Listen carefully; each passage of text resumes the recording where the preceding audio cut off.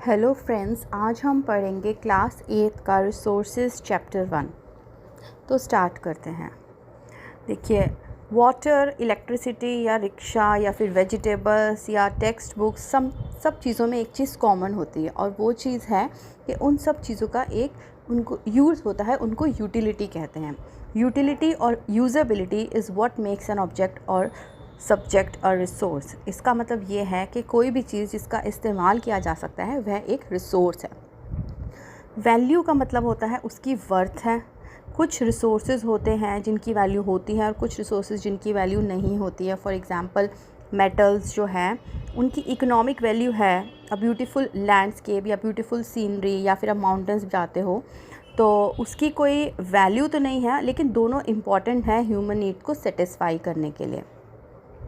कुछ रिसोर्सेज ऐसे होते हैं जो कि वैल्यूएबल विद टाइम होते हैं, जैसे आपकी दादी अम्मा की होम रेमेडीज़ जिनकी कमर्शियल वैल्यू तो नहीं है, लेकिन अगर आप उनको पेटेंट करवा लोगे और उनको मेडिकल की तरह अगर आप सेल करोगे तो ऑब्वियसली आप कुछ अर्न कर सकते हो।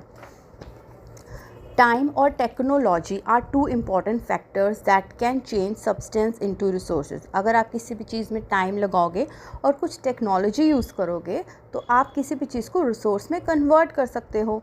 Both are related to the needs of the people, और दोनों चीज़ें लोगों की नीड्स से जुड़ी हुई हैं।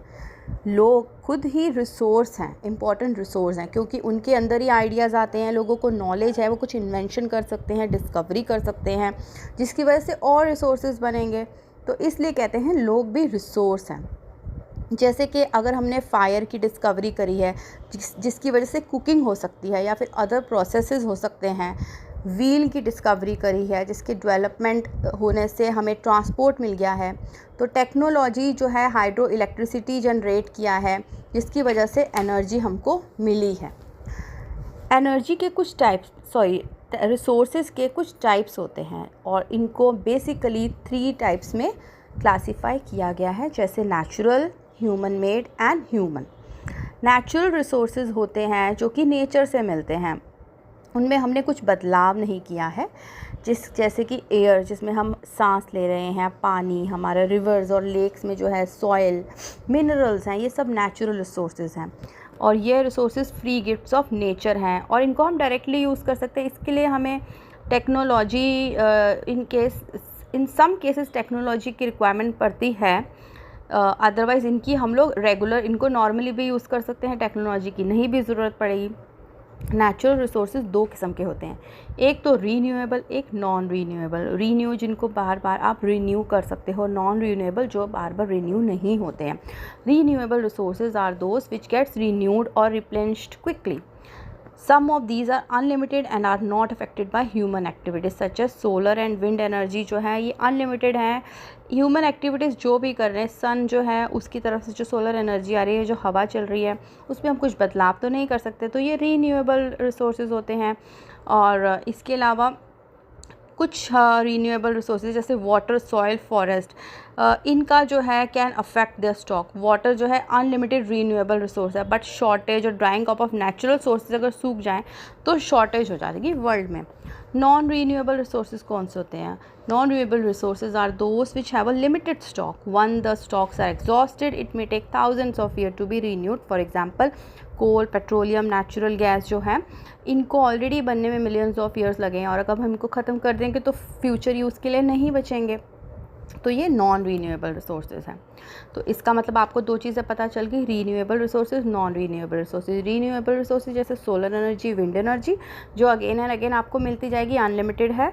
लेकिन नॉन रीन्यूएबल रिसोर्सेज है जैसे कोल, पेट्रोलियम, गैस जो कि अनलिमिटेड नहीं है, वो ख़त्म हो सकती है। ठीक है, उसके बाद ह्यूमन मेड रिसोर्सेज में जाएंगे। कुछ रिसोर्सेज जो ह्यूमंस ने बनाए हैं। Sometimes natural substances become resources only when their original form has been changed. Iron ore was not a resource until people learned to extract iron from it. People use natural resources to make buildings, bridges, roads, machinery, vehicles, which are known as human made resources. Technology is also a human made resource. तो इसका मतलब ये है कि जो भी कुछ ऐसे रिसोर्सेज होते हैं जैसे आयरन है, वो है तो नॉन रीन्यूएबल रिसोर्स, लेकिन हम लोग उसको टेक्नोलॉजी का यूज़ करके हम उसको एक्सट्रैक्ट करके उसके से हेल्प से बिल्डिंग्स बना रहे हैं, ब्रिजेस बना रहे हैं, roads and machinery and vehicles बना रहे हैं, तो ये ह्यूमन मेड रिसोर्सेज बन गए। ह्यूमन रिसोर्सेज कौन होता है? ह्यूमन कौन है? इंसान, ठीक है। तो इंसान के अंदर नॉलेज है, स्किल है, जिसकी वजह से वह एक रिसोर्स है। ह्यूमन जो है वो पढ़ाई कर से एजुकेशन ले सकता है और हेल्थ जो है एजुकेशन एंड हेल्थ की हेल्प से एक वैल्यूएबल रिसोर्स साबित हो रहा है।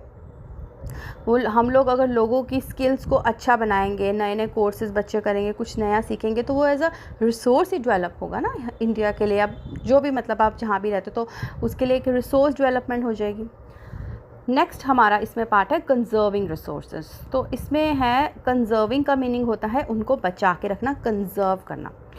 Using resources carefully and giving them time to get renewed is called resource conservation. तो हम लोगों को जो है रिसोर्सेज को बचा के रखना है और उनको तरीके से यूज़ करना है, और इस पूरे लाइन को बोलना है रिसोर्स कंजर्वेशन।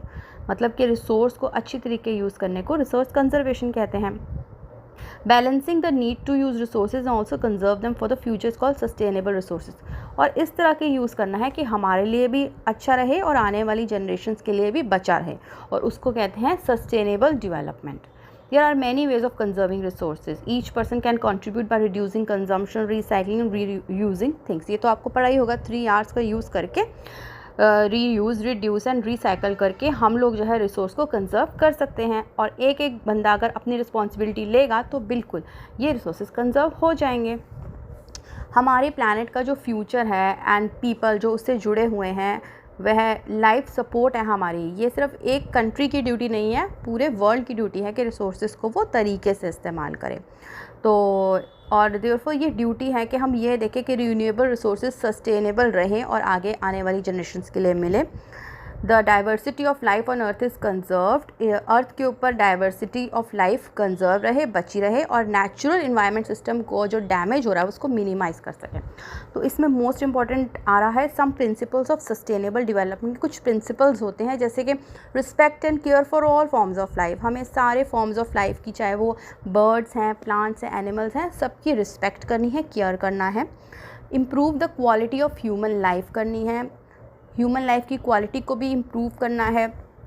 अर्थ की वाइटैलिटी एंड डाइवर्सिटी को कंजर्व करके बचा के रखना है। जो भी नेचुरल रिसोर्स है वो डिप्लीट हो रहे हैं, उनके डिप्लीशन को, उसके ख़त्म होने को कम से कम करना है। अपना पर्सनल एटीट्यूड चेंज करना है और प्रैक्टिस टुवर्ड्स द एनवायरनमेंट, जैसे कि हम रीयूज़, रिड्यूस एंड रिसाइकल को फॉलो करें। इसके अलावा enable communities to care for their own environment. लोग खुद मिलजुल कर अपने एनवायरनमेंट को जो है केयर करें। तो ये था हमारा चैप्टर रिसोर्सेज। आई होप आपको अच्छी तरह से समझ आ गया होगा, और कुछ भी आपको इसके लिए कोई क्वेश्चन पूछना है तो आप प्लीज़ इसके लिए मुझे कमेंट में रिप्लाई कर सकते हैं। Thank you.